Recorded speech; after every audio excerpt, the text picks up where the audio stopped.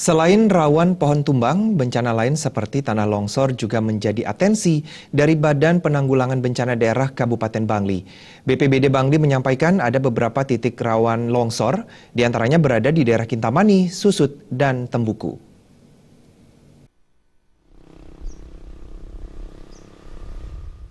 Cuaca ekstrim yang terjadi beberapa minggu terakhir di Kabupaten Bangli bukan hanya berdampak pada kerawanan pohon tumbang, namun juga kekhawatiran terjadi tanah longsor. Kepala Pelaksana BPBD Kabupaten Bangli, Iwayan Karmawan mengatakan, ada beberapa titik rawan berpotensi terjadi bencana tanah longsor, diantaranya di wilayah Kecamatan Kintamani, Susut, dan Kecamatan Tembuku. Untuk meningkatkan kewaspadaan, BPBD sudah memasang rambu rawan longsor di beberapa titik tersebut. Masyarakat juga dihimbau agar ikut waspada dan mengawasi titik-titik rawan longsor tersebut.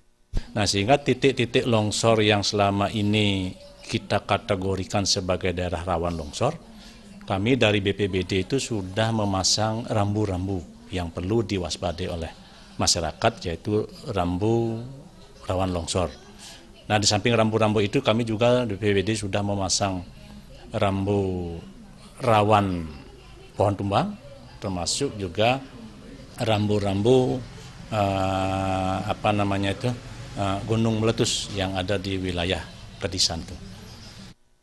Karmawan menambahkan meskipun jumlah personil dan sarana prasarana penunjang di BPBD Kabupaten Bangli belum maksimal, namun tetap sigap menanggulangi bencana yang ada di Kabupaten Bangli. Gargita dan Joko Andika, Bali TV.